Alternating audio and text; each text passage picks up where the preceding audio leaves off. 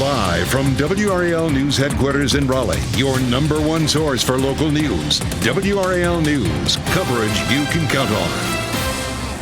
2 people, including a child, were injured after someone opened fire on a Raleigh road, striking a school transport van. Hear from the mother of one of the children on that van at the time. Plus, Durham police are responding to questions about their handling of a protest that blocked traffic for hours during the evening commute. And that pretty sunshine finally begins to warm us up. I'll show you why our pattern is changing and how much warmer it will be in the next few days. With breaking news this noon, nerves on edge after bullets struck a school transport van in Raleigh. Good afternoon to you. I'm Jeff Hogan. And I'm Renee Chu. Thanks for joining us. We just spoke with the mother of one of the students who was on that bus. Michelle McConaughey shares that mother's story from the WRAL Live Center. Michelle. Yeah, we are just learning all of this information this afternoon from the Raleigh Police Department that a school van with children inside was shot at early Monday morning. I want to show you video from the scene of when this happened. Around 6:30 Monday morning, the Raleigh Police Department responded to Walnut View Road in regards to a shooting into an occupied vehicle. 1 adult and 3 juveniles were inside that transportation van at the time and were not struck by gunfire. The van was struck. The adult driver, 1 juvenile, they were both transported to the hospital with minor injuries. 3 other unoccupied vehicles and a building were also struck. And in all of this, so far, no arrests have been made.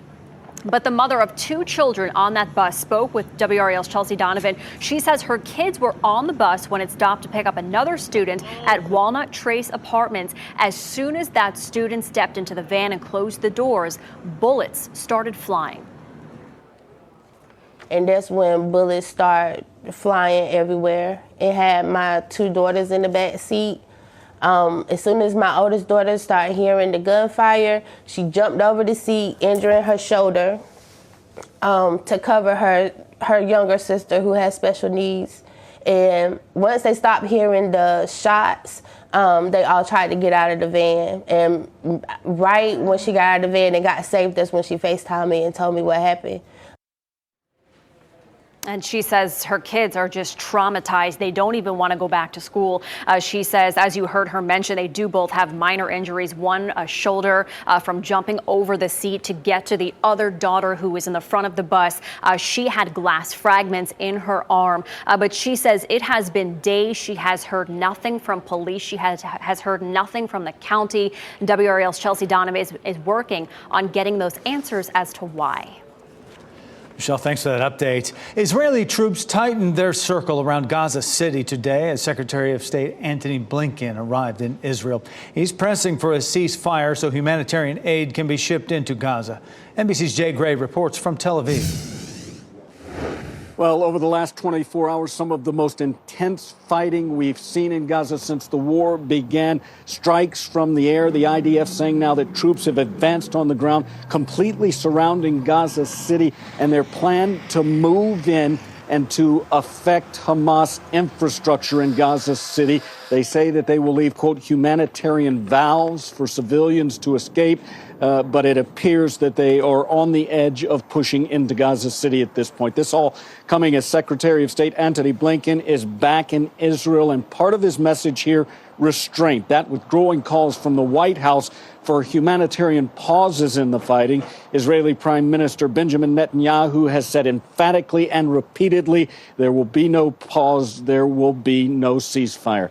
The Rafah crossing with Egypt continues to be a very busy place right now. Hundreds over the last couple of days. Foreign nationals have moved across that border, leaving Gaza and into Egypt and on to their countries, including dozens of Americans. On the list today, 367 Americans looking to escape Gaza. That's the latest right now from Tel Aviv. I'm Jay Gray, NBC News. Journalists of all backgrounds are bringing this story to the world, but for some it is really hitting home. A Palestinian reporter broke down on air describing the situation in Gaza. Salman al-Bashir burst into tears while reporting from one of Gaza's hospitals. During his report, al-Bashir removed his protective vest and helmet with press markings on them, saying the journalists are being targeted there. His colleague was killed about an hour and a half before his report. along with his wife, son, and brother. Al-Bashir went on to say no one is looking at the extent of the disaster. Within the last 15 minutes, Durham's police chief responded to yesterday's pro-Palestinian protest, which blocked a major highway for hours. Chief Patrice Andrews says she stands firmly behind the way her officers handled the protest. WRAL's Eric Miller has been following this story for us today. And Eric, Chief Andrews said she's also disappointed with the tactics this group chose to use. All right, Renee, the chief had some pretty strong words here for that protest that happened out here behind me on those northbound lanes of 147. She said this group's actions were, quote, disruptive to the entire community. Now, you take a look at this video here. Everybody saw these pictures yesterday. How could you not? About 50 people blocking those northbound lanes, nearly 100 others standing around, chanting, protesting, at one point praying. Now, this was declared an illegal protest right around 6 p.m. yesterday afternoon. Officers ordering these protests to disperse and telling them that if they didn't, they could face arrest. Now, despite that, nobody was actually arrested here yesterday. The chief, again, in her statement in the last few minutes, said she stands behind the actions of her officers, and she was actually proud of the actions they took here yesterday. Now, this morning, we're also hearing from the group behind this protest, Jewish Voice for Peace, a pro-Palestinian group. Their goal, of course, was to try to get the 3 local North Carolina congressional representatives to sign on to a ceasefire, to push for a ceasefire here. Now, that has not happened, though we did hear from Representative Valerie Foushee yesterday expressing her sympathy. The group, Jewish Voice for Peace, today saying that sympathy is not enough here at this point. Now, this is still an ongoing story. We'll continue to follow it, bring you updates as soon as we get them. Renee? Eric Miller live in Durham. Eric, thank you. A region at the heart of humanitarian calls across the world is only the size of Raleigh. Tonight at 6, WRAL's Ashley Rowe looks at how the Israel-Hamas war spans a landscape only a bit larger than the Triangle. Using augmented reality, she'll explain the size and scope of the Israel-Hamas war. That's at 6. All southbound lanes of I-85 in Hillsborough are now open after a crash there. The lanes were blocked for nearly 4 hours. Lanes reopened this morning at 6 a.m. and a WRAL crew was on that scene as a truck was towed away. It appeared to be part of that crash. No injuries have been reported. 2 people are dead after a crash on Highway 2427 near McDuffie Road in Moore County. Horrible accident here. Heartbreaking scene when the WRAL breaking news tracker arrived. Police say a car abruptly crossed the center line into the path of a semi-truck and hit it head on. We learned a 30-year-old man from Dunn and a 25-year-old woman who was inside a Chevy Cruze died. The highway was shut down for several hours to investigate. We started the day with freezing temperatures, but warmer air is on the way. Meteorologist Elizabeth Gardner joining us now to walk us through our mild weekend forecast. And it looks beautiful out there right now. It does. You know, we started with our temperatures upper 20s and low 30s this morning. We've seen a very quick warm up, but you can still see a lot of people here in Chapel Hill dressed in long sleeves, pants. Of course, it's chilly still. 56 is our current temperature, but our wind is fairly light at 5 miles per hour. We take a look at temperatures across the region. Lots of temperatures in the low to mid 50s, 55 Southern Pines, 56 in Clinton, 53 South Hill, 52 in Roxborough. We take a look at our 24-hour temperature change. Definitely a difference from this time yesterday, anywhere from 5 to 8 degrees warmer. We had highs in the 50s yesterday. We're going to climb on up into the mid 60s for this afternoon. And tomorrow and Sunday, looking beautiful. A high of 71 on Saturday and 72 on Sunday. So some pretty weather in store. Lots of things happening this weekend. Of course, we have the Fayetteville Veterans Day Parade. We're going to take a look at the forecast for that. Lots and lots of college football forecasts for what you may have planned for the weekend are coming up. Elizabeth, thanks. New this noon, major economic development news for the Triangle. A Virginia-based pharmaceutical company is expanding its footprint into the capital city. WRAL's Ken Smith joins us now with what we know about this company and its future plans. Ken. Renee, we're talking about the pharmaceutical company Indivior, based in Richmond. Now, with the help of Google Earth, here's a reference point as to where that company will be located at 8900 Capitol Boulevard. Indivior is investing $60 million and adding 35 jobs to this North Raleigh facility. A company spokesperson tells WRAL Raleigh's high-quality universities and academic talent pool makes the capital city a good fit for the company's pharmaceutical manufacturing goals. Indivior focuses on opioid use disorder and other disorders of addiction, as well as mental health. So this specific facility will be manufacturing our products for opioid use disorder and schizophrenia. In making the announcement, Wake County Commission Chair Shanika Thomas says the expansion of this life science facility will retain and create new jobs in one of the county's targeted growth areas. Now, in terms of timetable, that spokesperson tells me it'll be a couple of years before the Indivior Group can fully establish and actually start manufacturing its product in that North Raleigh facility. We'll, of course, keep you posted on the company's progress. Jeff. Thanks for that, Ken. A contractor has been arrested 18 months now after a five-on-your-side investigation led to charges. Roger Simmons served prison time in 2019 after serious issues with his work. After he was released, our team found new accusations that Simmons was going by the name Dale Jr. and was taking thousands of dollars from people without finishing their projects. Wake County District Attorney Lauren Freeman said Simmons needed to be criminally investigated after seeing what our team uncovered. That was in May of 2022. Simmons was just found and arrested Wednesday morning on 7 felony charges. Next at noon, the October jobs report is out. What it says about our economy as the holidays are fast approaching. Also, the national outlook for winter weather has been released. What we can expect for the cold months ahead. Plus, it could be the end of a well-known soda additive. At 12:30, how the FDA plans to ban an unsafe ingredient. Download the new WRAL streaming apps on Roku, Fire TV, Apple TV, and Android TV.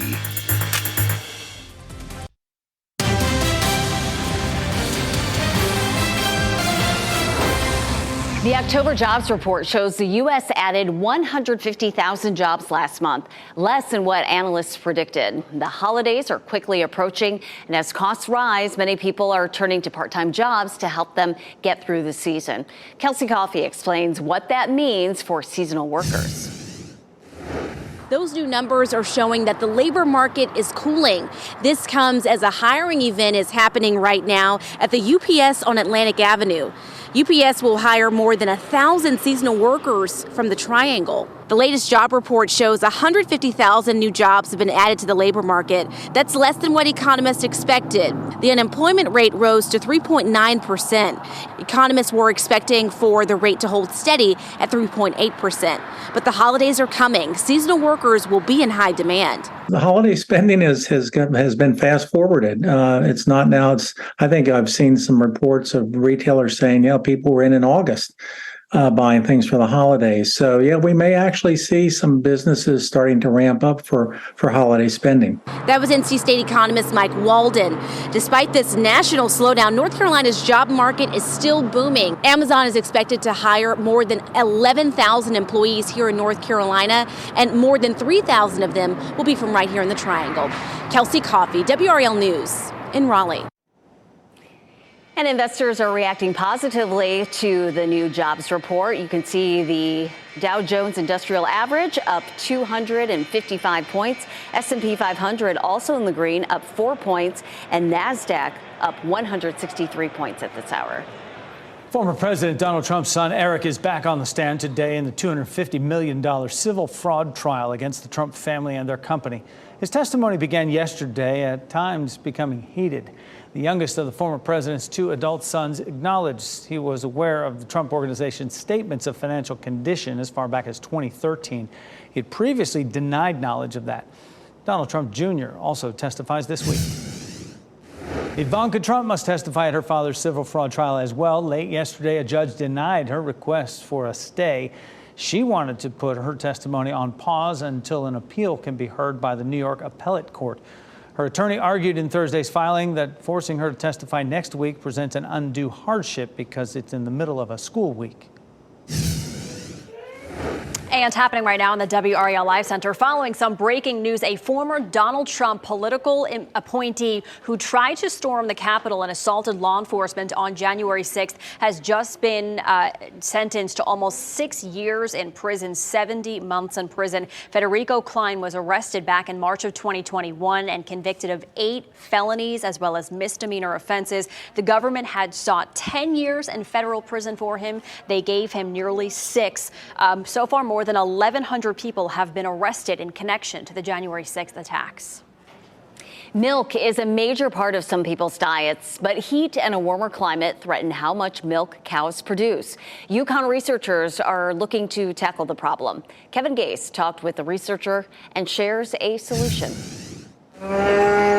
That can be the difference between continue that farm operation or just selling everything and doing something else. Braino Fragomeni is researching cows, specifically their summertime struggles. Over the span of summer, they tend to decrease, especially food intake, which decreases their milk production. His research finds a significant drop in milk production when temperatures go above 65 degrees, a problem in the face of a warming planet. The solution could be better breeding. My research tries to identify animals that are naturally resistant to high temperatures instead of trying to modify the environment that much. A single bull adjusted to heat can produce thousands of heat-resistant calves through artificial insemination. Fragomeni says it's common to breed in favor of milk production. His research seeks to add in genetics for heat tolerance. Their daughters are going to be still good milk producers, but also are going to deal well during the summer with the higher temperatures and humidity, and are not going to be that stressed anymore. Research like this is happening at a critical time, according to experts. Climate change is very real in its impacting farmers. Farmers are always among the first to face the impact of climate change. Suresh Gamiri, an assistant extension educator with Yukon, says farmers have been dealing with the impacts of climate change for years. But as problems grow, it is absolutely necessary to continue to work on research. And not only cows, but crops too. Gamiri says that means identifying heat-resistant vegetables too, or implementing best farming practices for a changing climate. It takes time, but will pay off in years to come. If we keep doing it, in a couple of generations, we're going to have a very good herd of high-producing, heat-tolerant cows. That was Kevin Gase reporting. New maps from the National Oceanic and Atmospheric Administration show which areas of the country could see snow this winter. Scientists say it's going to be a moderate to strong El Nino winter, the first one in several years. El Nino is a natural ocean and weather pattern in the tropical Pacific. The South can expect wetter and cooler weather, which is what the maps show in the blue shading, while the North becomes drier and warmer, which is indicated in that tannish brown shading. It's important to note the maps are not an actual snowfall forecast. But last winter, we did not have any significant snow, and I know there are a lot of kiddos waiting for a big one. Yeah, well, and the snow means precipitation, which means we get a little bit of that wet weather, which we need, really. We're down. Elizabeth Gardner in the WRAL Severe Weather Center right now with a look at that. I'm one of those kiddos waiting for the big one. Kid at heart. Come on now. Let's take a look at Apex. Looking lovely out there right now. Temperatures are mostly in the mid-50s with that sunshine and light wind. It feels pretty comfortable across the viewing area currently. The temperature 56, the dew point's 27, so we have a fairly dry air mass. And as Jeff said, yes, it's been dry. We're going to see more dry weather before we have any rain. As a matter of fact, I was looking through the models to find our next best chance of rain. It looks like next Friday maybe, and even then it looks fairly light. So we are starting to work our way into more of a drought situation. But if we're going to do that, this is the time of year to see that. We get into December, January, February. That's a pretty wet time of the year for us. So hopefully it'll be short-lived. 55 in Southern Pines. It's 56 in Durham, 56 Rocky Mount, and in Goldsboro. We take a look at our temperatures, climbing to 64 this afternoon in Raleigh, 63 in Durham, and 66 in Fayetteville. Checking those temperatures, we do have cooler than normal temperatures with us today, even in the mid-60s. Our normal high is going to be in the upper 60s. And we do see a warming trend. We're going to see more warm air pushing in as we get into the middle and latter part of next week in particular. It's going to feel nice over the weekend with highs in the low 70s. But we're going to climb into the upper 70s mid to late week. Take a look at the high pressure system. High pressure systems rotate clockwise. This high was sitting back to our west and dragging down some cold air into our area. That high has picked up and started to move eastward. And as it continues to move eastward, it drags in some warm air from the south. And so that will increase as that high very slowly slips off to the east. It's not really going anywhere too far, so it's going to sit there and continue to keep things dry for us. High pressure systems are typically associated with dry conditions. 67 is our normal high. We're up above that Saturday, Sunday, and Monday, but just barely. And then we jump on up into the upper 70s for Tuesday, Wednesday, and Thursday of next week. It is still going to be a chilly night tonight. One more night with temperatures fairly far below normal. 32 in Durham, 33 Lewisburg, 34 South Hill, and in Wilson. Temperatures will be a little warmer this morning, or tomorrow morning, than they were this morning. 31 Southern Pines, 29 Sanford, 37 in Fayetteville. But still, in my book, that's still big puffy coat weather. Our normal low is 44, so that's still a good bit below normal. We're back to normal over the weekend. Sunday and Monday morning, Tuesday and Wednesday morning, all looking nice and mild. The Fayetteville Veterans Day Parade is Saturday, and the weather can be tricky in November. This one looks good. 10 o'clock temperature 55. At lunchtime 65. We're going to see plenty of sunshine, and Gilbert Bays is the MC, and we're Pride Community sponsors. City of Oaks Marathon on Sunday. Temperatures are going to be cool at race time, 44 degrees. That's what runners want. Of course, Jeff Hogan is one of the MCs of the race, and he's going to run the whole thing. Jeff said he's going to run it in about 2 hours and 20 minutes. Just kidding. No matter how fast you go, Jeff, it's going to be like 3 times as fast as I could ever do it. Temperatures are going to warm up a little bit at lunchtime, closer to around 60 degrees. We take a look at the 7-day forecast. One more thing to remember over the weekend is that our clock's back, and then it's not going to feel anything like winter as we get into Wednesday and Thursday with those warm temperatures. Can't drive it that fast. Just no stranger to marathons. How many is this for you now, City of Oaks? City of Oaks I've done a couple times. Yeah. 32. 32. Wow, yeah. 32 Since you put me on the, he kind of knows how to do a marathon. Great, Jeff. He thinks awesome. running 26.2 miles is fun. Wow. Good luck. Good luck this Thank weekend. you. Coming up on WRAL News today at 5, the temporary closure of the Wake County Animal Center because of a canine flu outbreak is causing ripple effects for pet owners and other shelters in the area. We'll show you how. Plus, find out which restaurant in Durham had evidence of rodents all over that establishment. That's in this week's restaurant ratings. And still ahead, this new Amazon's brick and mortar strategy takes a big hit. Why shoppers will have to stick with shopping for Amazon style online. And an additive already banned in Europe and Japan could soon be banned in the U.S. The surprising result of recent tests that prompted the FDA to take a closer look.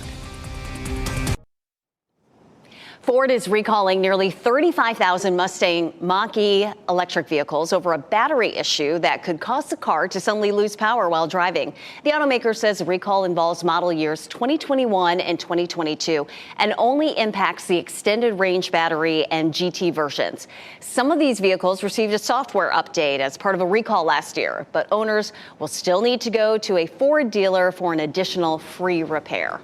The FDA is proposing a ban on the use of additives found in some sodas. Brominated vegetable oil, BVO, is used in some sodas and sports drinks to prevent citrus flavoring from separating and floating to the top.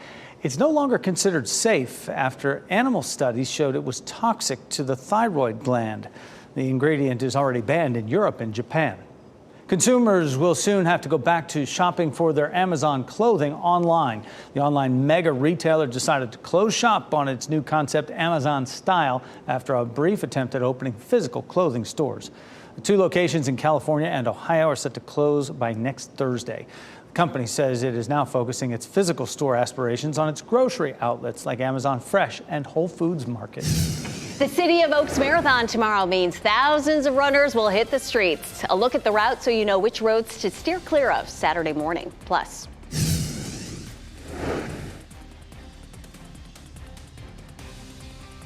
coming up, how artificial intelligence is helping people with autism learn to drive before hitting the road. Here's a look at your winning lottery numbers for the Carolina Pick 3, Pick 4, and Cash 5.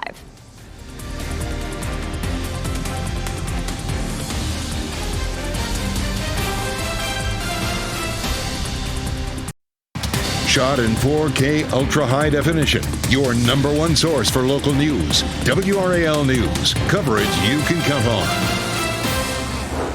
Right now, Secretary Xavier Becerra is in Granville County, bringing attention to efforts to expand access to health care in rural areas and to lower prescription drug costs. CDC Director and former North Carolina Health Secretary Dr. Mandy Cohen will join him at the event, and WRAL's Destiny Patterson is in Oxford, where these health leaders are hosting a roundtable. I'm standing at the Granville Vans Public Health Department. This is one of 2 stops today. Health leaders are discussing making prescription drugs more affordable and making health care more accessible in rural areas. The Granville Vans District Health Department received $1 million to expand access to behavioral health services for young people. In less than an hour, we'll be heading over to the Medical Arts Pharmacy and Medical Supplies in Henderson, where that conversation will turn to lowering the cost of prescription drugs. Before heading to our next stop, though, I'll get a chance to talk to some of these health leaders about the investments made in our rural areas like Vance and Granville counties. Destiny Patterson, WRAL News, Oxford. Clean energy is taking center stage in North Carolina. Governor Roy Cooper spoke at the Making Energy Work Conference in Raleigh. He stressed that more renewable energy on the grid could make customers' bills cheaper. And he says sustainable business growth is supporting the state's bottom line. We want to train this workforce and create an ecosystem of great clean energy workers. And in fact, we're working every day on that because we know that workforce is one of the most, if not the most important issue that CEOs are looking at right now. The governor reiterated clean energy economy employs more than 100,000 workers in the state. Developers have invested more than $68 billion over the past 15 years from companies including EV maker VinFast.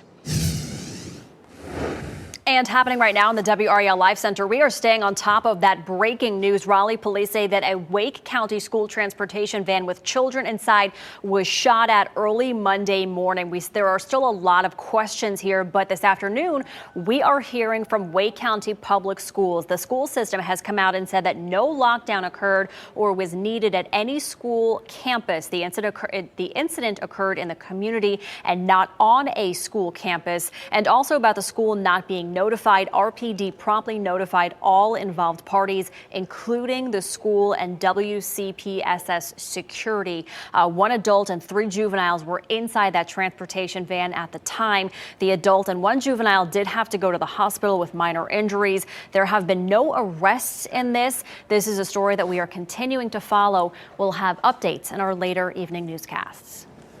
And coming up right here on Wednesday night, NBC News brings you a special event, live coverage of the 3rd Republican presidential debate. NBC News nightly news anchor Lester Holt and Meet the Press moderator Kristen Welker will be joined by conservative radio host Hugh Hewitt on the panel. It'll be one less podium this time since former Vice President Mike Pence dropped out of the race. Also, former President Trump is expected to again skip this debate. Coverage begins Wednesday, 8 p.m. right here on WRAL. Happening today, President Biden will meet with families in Maine who are grieving after last week's mass shooting. The president will be in Lewiston. That's where a gunman shot and killed 18 people at a bowling alley and a bar on October 25th. The president will be joined by First Lady Jill Biden for the visit today. They will meet with families and community members, as well as first responders, nurses, and others who were on the front lines of that response. Chapel Hill police say they have identified a man who was caught on surveillance video assaulting a customer at a bakery. They are looking for your help finding 48-year-old John Roach. He's facing a charge of misdemeanor assault. This surveillance video from the Google Huff Bake Shop shows a customer being helped up off the ground after he was punched and knocked to the floor. WRAL spoke with the victim, who says he has no idea what provoked the attack. A man accused of threatening to commit a mass shooting involving children is now in federal custody. Several of those threats targeted a daycare just feet from where he lives. Cary police arrested 46-year-old Kevin Douglas Wednesday night for cyberstalking. He bonded out and then was rearrested Thursday. Authorities say Douglas made 9 threatening cyber tips to the National Center for Missing and Exploited Children. He said he wanted to shoot and kill Mexican children. Douglas was released from federal prison in 2016 after he threatened to kill someone at the British Embassy in Washington. He has a federal detention hearing in Raleigh next week. Tomorrow will be picture-perfect weather in Fayetteville for a parade. So here's your invitation. Come out to this year's Veterans Day Parade. Starts at 10 tomorrow morning, runs along Hay Street in downtown. WRAL's Gilbert Bays will be MC, and WRAL is a proud sponsor of this event. If you can't make it out, you can watch it. The parade is live on WRAL.com. And you need to be aware of some road closures around Raleigh Sunday as thousands of runners will hit the streets for the 17th annual City of Oaks Marathon. The race gets started on Glenwood Avenue, 7 o'clock Sunday morning. Those runners will be on Hillsborough Street and other adjacent side streets downtown. WRAL is a proud community partner of this event, and I'll be there emceeing the start along with Allie Ingersoll. Learning how to drive can be nerve-wracking for any new driver. See how artificial intelligence is helping certain students feel more comfortable behind the wheel. New numbers are out regarding vaping among teens, the group that is seeing a drop and the group that's on the rise. If you see news happening or you'd like to share a story idea with us, just click Report It in the WRAL News app.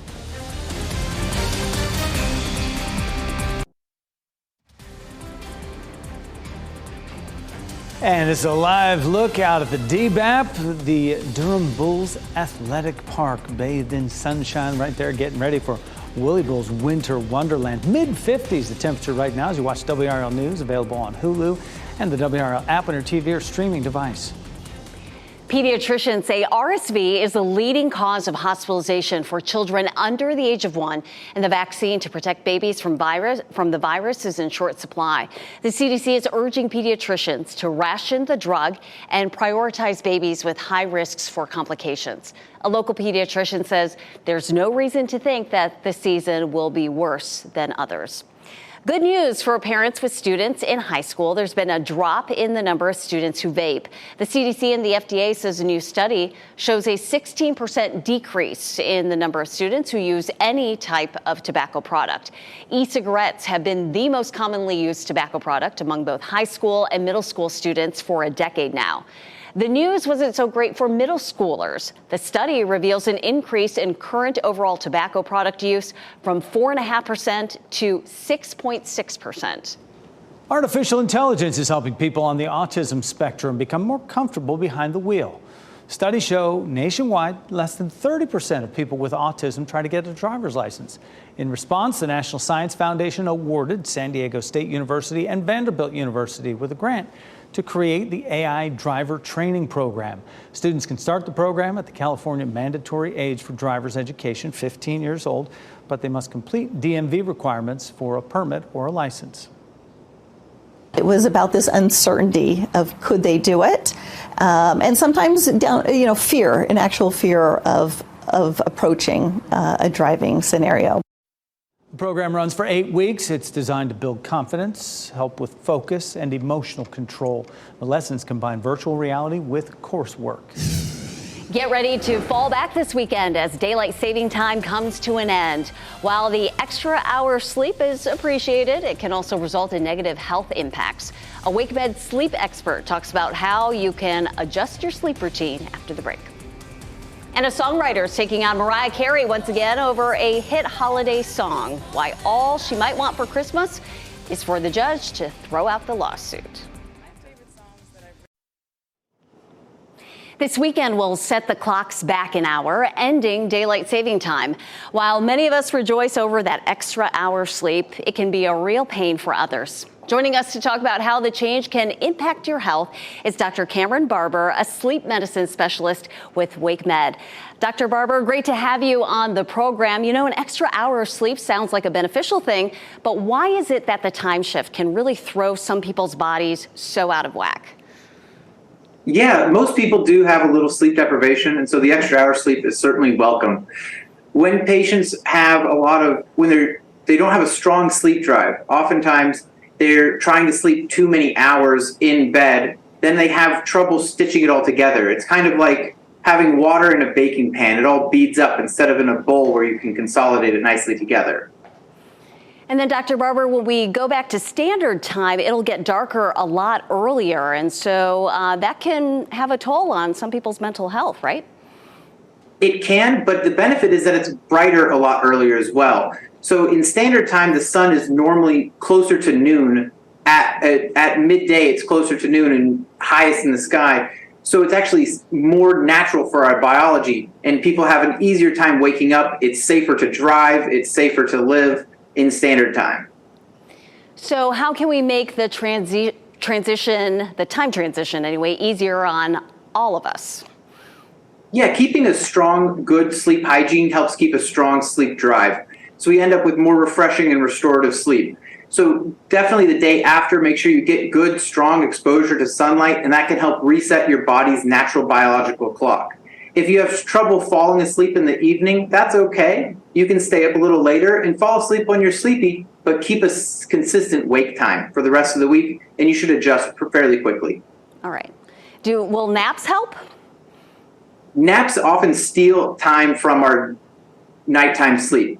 Some people definitely do well with naps, and that's an awesome thing for them, but other people, they end up disrupting their sleep and not getting the full consolidated sleep, and their naps are trying to almost salvage the lack of sleep they get overnight. So for the most part, I recommend people avoiding naps. Okay. And Dr. Barber, for parents with younger kids, what do you recommend to help with their changed bedtime and wake up time? Absolutely. With the younger kids, it's really difficult, any change. So keeping a consistent pre-bedtime routine, keeping the bath, reading time, turning off the TV and electronics a few hours before bedtime helps the little ones get in the mood and recognize the cues going into bed. And then even if they have to stay up an hour later, you can move them 15 minutes a day for the next 4 days after the fall back. And that should help them readjust to the new bedtime. All right.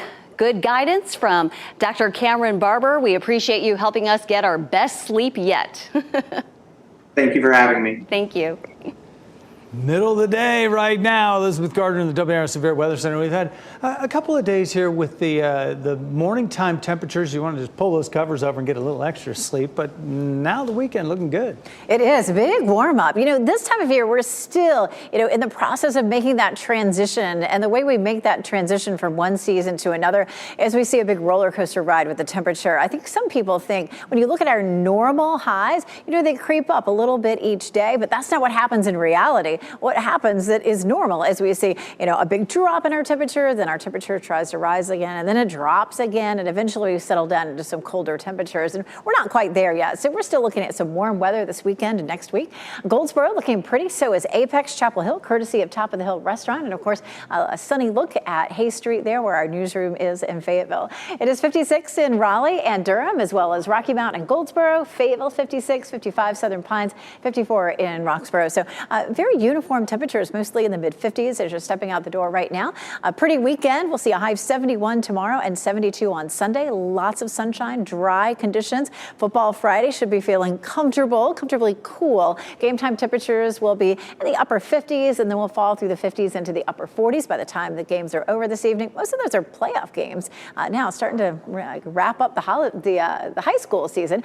Lots of college football this weekend. Campbell plays at UNC at noon, 60 degrees.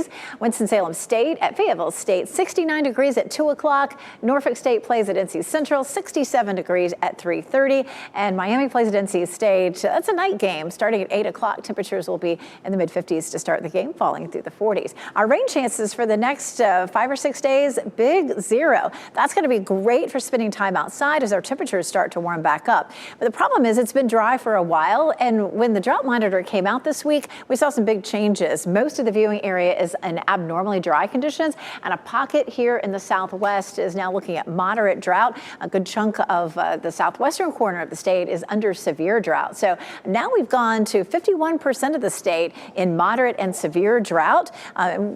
Here's why. We just haven't seen that much rain in the last 30 days. So over the last month, we've only seen about 25 to 50% of our normal rainfall. And at RDU, we're about 3 inches behind for the year. Now, we are starting to move into one of our wetter periods of the year.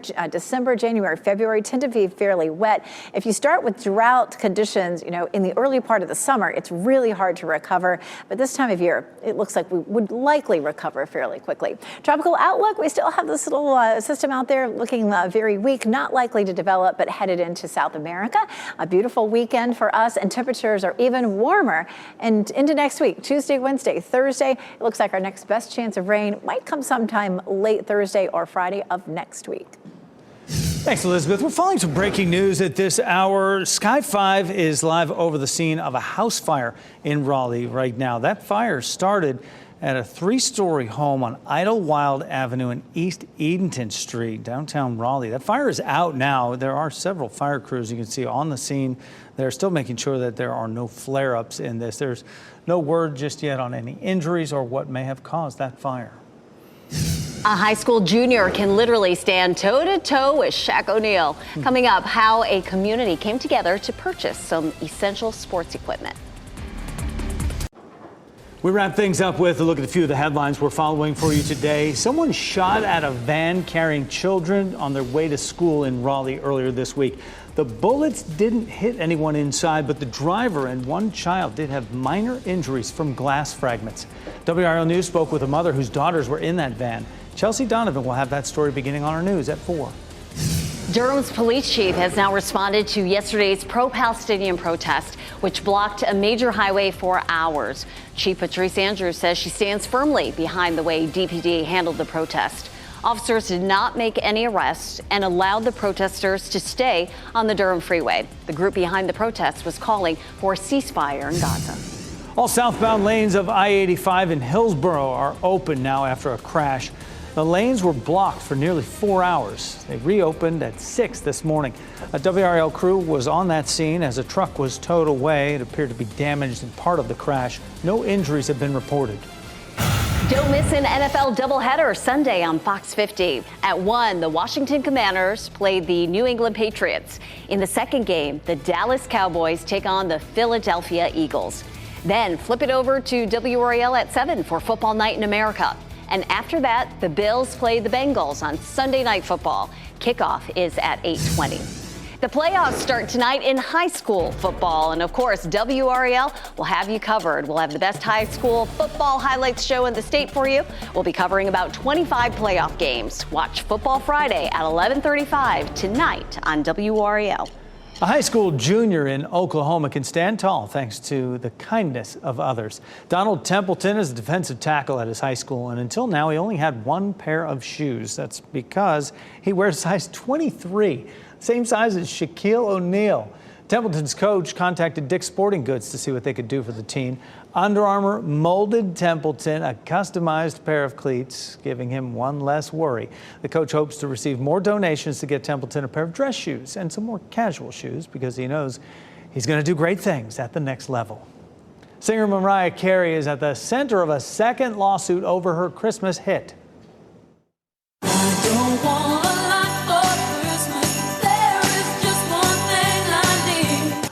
Writer Vince Vance claims the entertainer stole the chart-topping song All I Want for Christmas Is You.